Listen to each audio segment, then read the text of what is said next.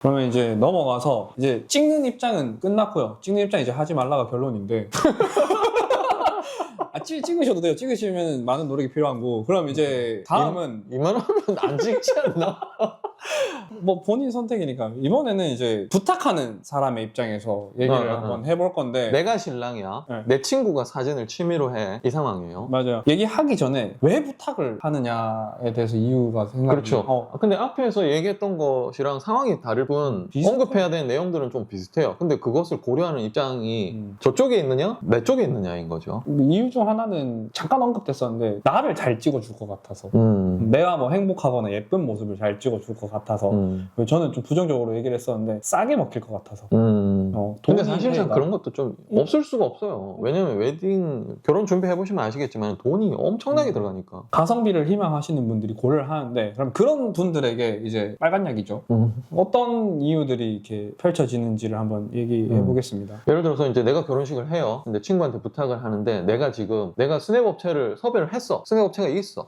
그런데도 불구하고 내 친구에게 사진을 부탁하고 싶어. 그러면 이제 친구에게 어떻게 말해야 되는지 그리고 내가 뭘 준비를 해야 되는지 스냅 업체에게 먼저 말을 해야 돼요. 그렇죠. 내가 섭외한 업체 A가 있겠죠. 얘가 스냅 업체 사무실에서 있어요. 전화를 해요. 제가 그 결혼식 날 친구에게 사진을 맡기려고 하는데 혹시 괜찮을까요? 뭐 이렇게 물어봐야 돼요. 물어보면 업체에서 한 10에 9는 다 이럴 거예요. 이러면 하지 말라는 거예요. 뭐 이렇게 시간 끌면 하지 말라는 건데 근데 뭐 멀리서 찍으셔도 돼요 라고 하는 착한 업체가 있어요. 그런 분들한테는 이제 아까 설명했던 것처럼 하객석에서 찍으라고 해요. 그리고 뭐 하거나 대부분 부정적이에요. 업체 입장에서는 사진에 어떠한 난입 상황이 벌어질지 모르기 때문에 되도록이면 안 했으면 좋겠다고 생각할 텐데 근데 내가 꼭 이 친구와의 관계에서 이 친구가 나의 어떤 모습을 찍어주는 걸 명확히 원해. 그러면 업체한테 물어봐야 돼. 근데 친구를 불러야 되는 상황이다. 내가 너무 친한 친구다. 친구가 꼭 해줬으면 하는 게 있어서 그런다. 그러면 도대체 어떤 걸 주의해야 되는지 주의사항을 좀 알려달라 라고 스냅 업체에 물어보셔요. 그럼 스냅 업체가 말해줄 거예요. 어떠한 거를 주의해 주시고 뭐 어떻게 해달라고. 그러면 그 내용을 정리하신 다음에 친구에게 알려주셔요.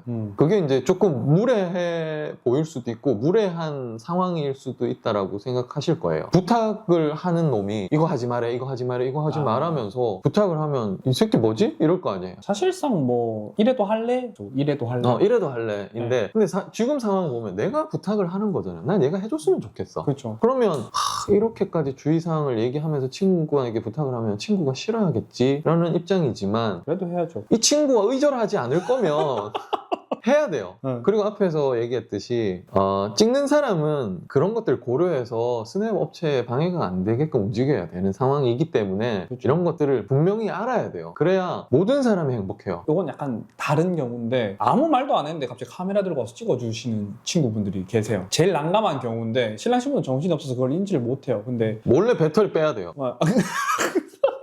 그러면 이제 스냅 업체가 얘기하는 경우가 있을 거예요. 혹시 지인분이시냐, 뭐 부탁을 했냐. 속마음은 쟤 뭐야 이거죠. 쟤를 어떻게 처리할까요? 근데 그런 경우에는 이제 관계성 때문에 얘기를 주저하지 마시고 안 찍었으면 좋겠다라고 하시는 게 제일 좋은 것 친구한테 같아요. 말을 해야 돼요. 그러니까 스냅 업체 팔면 돼요.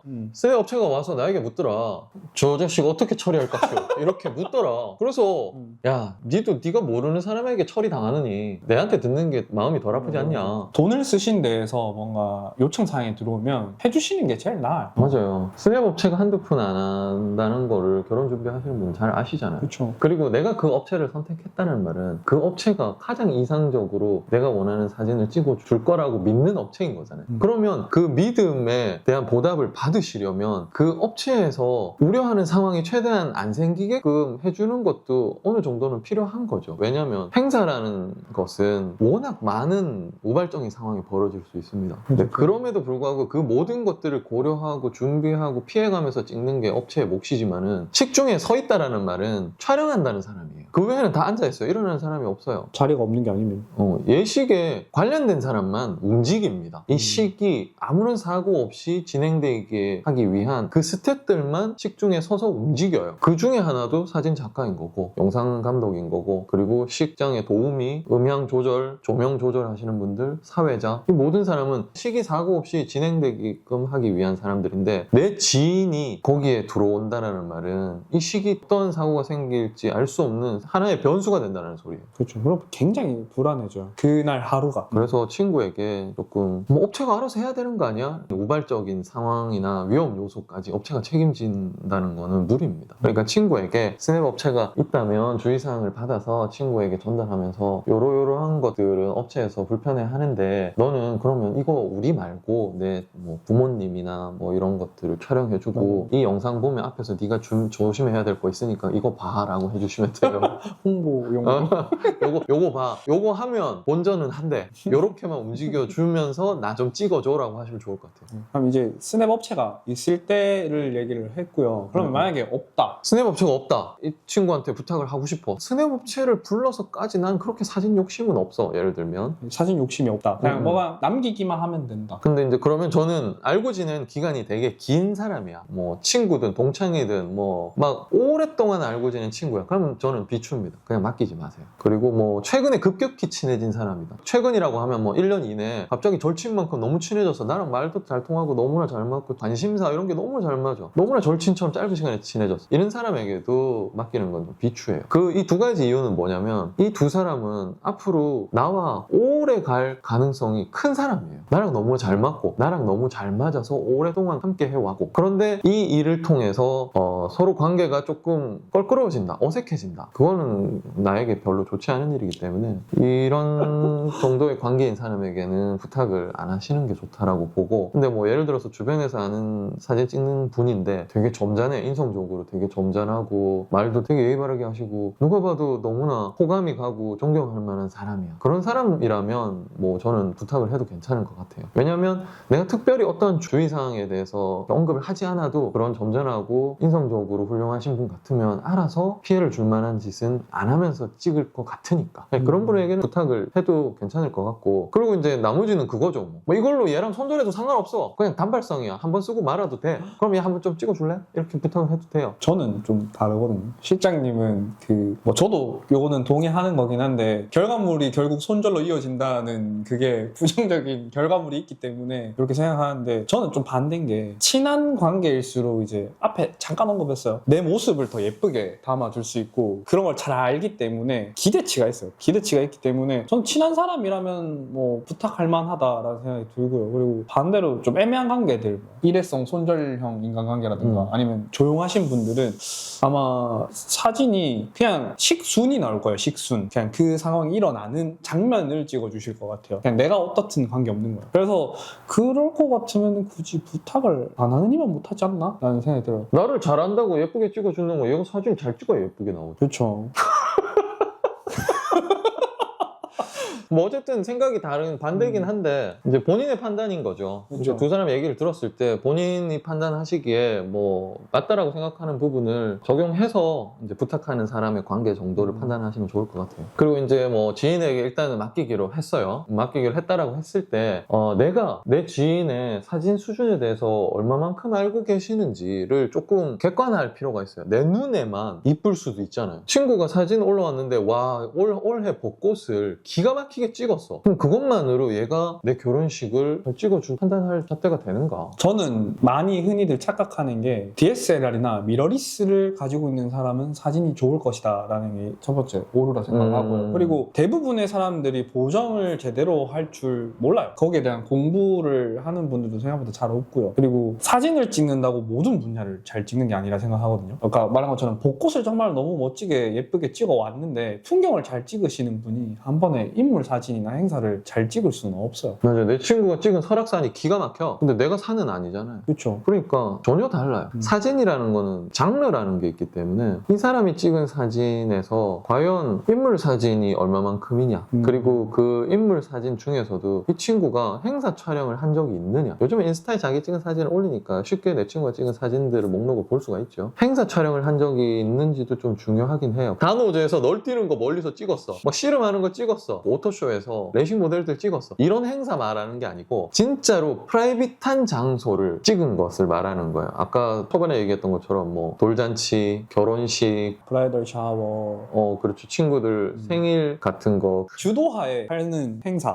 그런 거를 찍어봤느냐. 그냥 시민에게 오픈돼 있는 시나 군 단위에서 나라에서 취하는 행사장에 가서 찍은 행사가 아닌 일반 개인이 어떤 만든 파티장이나 행사장에서 포토로 참여해서 찍은 게 있는지. 그렇죠. 뭐 지금 상황이랑 마찬가지죠. 또 누군가의 친구 결혼식을 찍어준 적이 있는지, 이것도 행사 촬영이라고 볼 수 있죠. 그냥 그런 경험이 있는지. 근데 내 친구 일생일대의 행사 촬영은 내가 처음이야. 이 리스크가 너무 큰 거예요. 맞아요. 내가 일생일대 가장 최악의 첫 번째 모르모터가 되는 거예요. 처음이자 마지막이에요. 이 친구에게도 정신적으로 크나큰 타격을 줄 수가 있는 거고, 맞아요. 이 친구가 사진을 적게 만드는 장본인이 내 결혼식이 될 수도 있는 거예요. 그래서 그의 카메라의 마지막 촬영물이. 그렇죠. 이 카메라는 그리고 이제 다른 사람의 손에, 그리고 이제 그런 친구의 사진 결과물 같은 것들을 충분히 이제 판단을 해서 친구에게 한번 부탁을 해볼 만해. 그리고 내가 원하는 게 엄청난 그런 게 아니야. 이렇다면 너무 아니더라도 사실상 속으로는 좀 생각할 수도 있잖아요. 그 촬영 결과물을 가지고 보정업체에 맡겨서 뭐 요만한 뭐 기념 앨범 정도를 만들고 싶은 건지, 아니면 그냥 스케치하는 것 정도의 친구에게 일을 맡겨서 그걸 가지고 조그마한 탁자를 장식할 액자나, 작은 액자예요. 이런 액자 말하는 거 아니에요. 요만한 액자 말하는 거예요.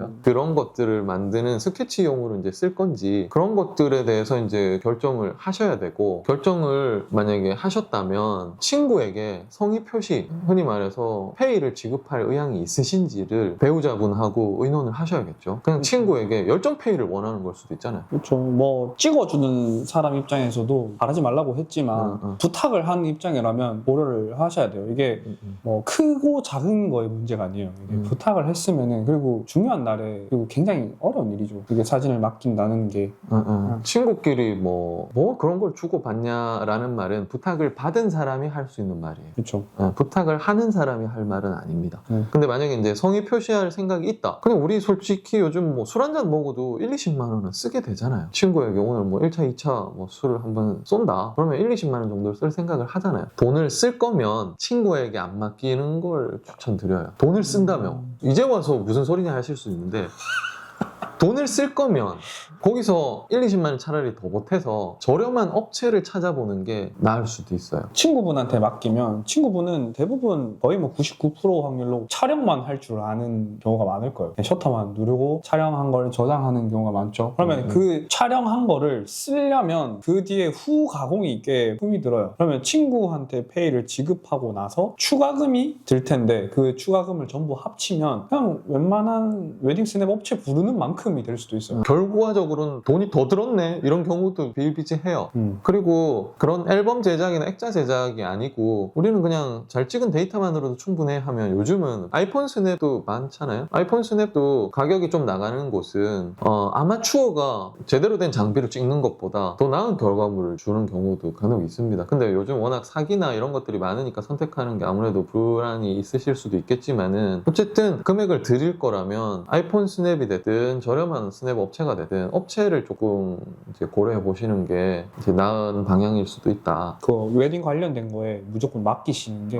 근데 이제 저렴한 업체는 이제 저렴한 결과물을 좀 예상을 하시긴 하셔야 돼요. 내려놓으셔야 돼요. 그게 이제 뭐 화각이 좀 단조롭다든지 비싼 업체하고는 당연히 다를 수밖에 없어요. 이것도 작가의 역량이기 때문에, 저렴하면 저렴한 만큼의 능력을 가진 사람이 찍은 사진이기 때문에 그것은 어느 정도 감안을 하셔야 되는데, 그러면 친구에게 맡기는 게 낫지 않냐? 아니에요. 그럼에도 불구하고 안정적인 사진은 업체가, 사진을 잘 찍는 사람은 아니지만은 수없이 행사를 촬영한 사람이기 때문이에요. 맞아요. 행사 촬영이 거의 없는 친구보다는 행사 촬영을 그래도 매주 하고 있는 사람이 낫다라는 말인 거죠.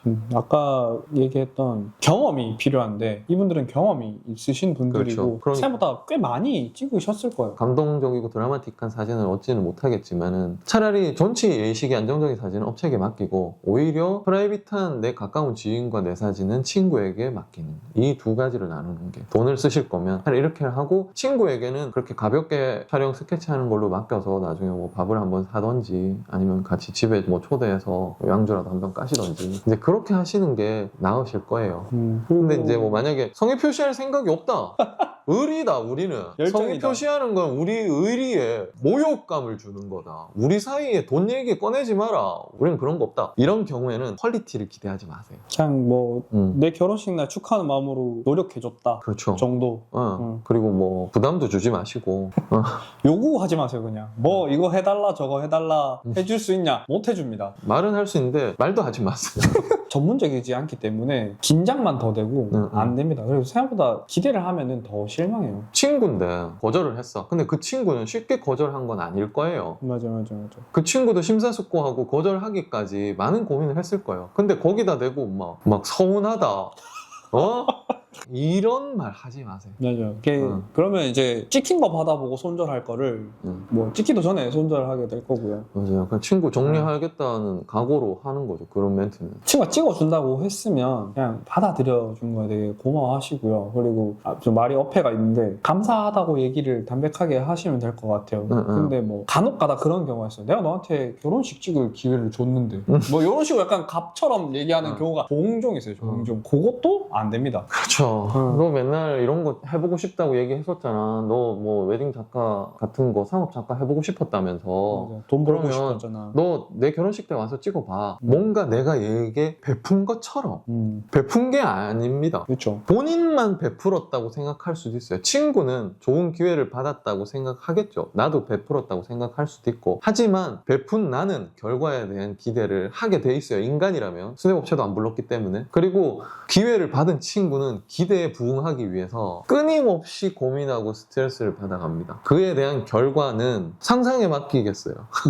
앞에서 충분히 얘기했기 때문에. 그럼에도 불구하고 결과물에 대해서는 당연히 실망을 한다라는 생각을 가지고 일이 진행돼야 됩니다. 그게 현실입니다. 찾아보시면 다 그냥 뭐 하세요 얘기하지 그걸로 벌어지는 인간관계에 대해서는 얘기를 잘 안 하더라고요. 근데 실제로 이런 인간관계가 열의 9은 다 발생을 해요. 맞아. 아닌데 난 친구 찍어주고 친구가 감사하다고 나한테 선물도 줬는데 그러면 그 둘이 싸웠을 거예요. 부부가. 그렇죠. 근데 뭐 당신이 침을 안 맞았을 뿐이에요. 침은 딴 사람이 다 맞았어요. 결혼식이라는 게 그만큼 중요하고 너무나 이렇게 일생에 한 번밖에 없는 물론 뭐 2번, 3번 있는 분들도 있긴 한데 어쨌든 기본적으로는 한 번 한다고 생각하고 첫 번째를 하잖아요. 그리고 첫 번째 하고 나서 뭐 2번째, 3번째가 되는 경우가 있지. 첫 번째 할 때 나는 나중에 2번째, 3번째는 더 잘해야지 이렇게 생각하고 첫 번째를 하시는 분은 없잖아요. 그냥 결혼식에는 2번째도 없고 3번째를 생각하지 않죠. 그러면 그렇죠. 나가지 않죠. 그리고 예식 식순이라는 것도 2번 돌아오지 않습니다.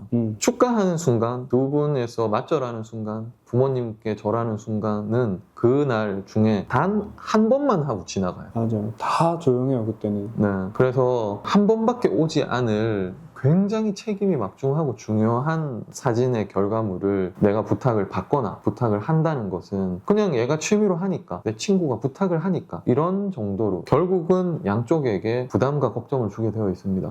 그렇죠. 그리고 결혼하시는 분 입장에서는 그날이 굉장히 긴장되는 날일 텐데 부탁받아서 찍게 되는 사람도 굉장히 긴장돼요. 서로 긴장하기 때문에 평상시라면 안 그럴 수도 있겠지만 그날은 삐걱거릴 수 있다 이 말이죠. 찍는 사람 입장에서는 식은땀이 멈추지 않고 날 거예요. 맞아요. 신랑 신부는 내 친구가 찍고 있는지를 확인할 겨를도 없어요. 맞아요. 잘 찍히고 있나? 또 생각할 겨를이 없죠. 그냥 시간 지나고 한 열흘 지나서 친구가 데이터 주면 그때 둘이서 싸워요.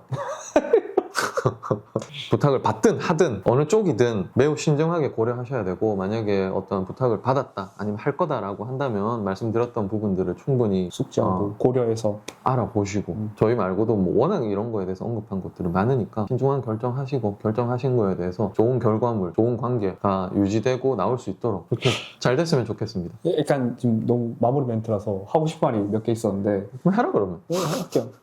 나 이제 다 했다. 성의 표시를 하지 않았을 경우에 카메라가 아니라 그냥 폰으로 찍어달라고 하세요.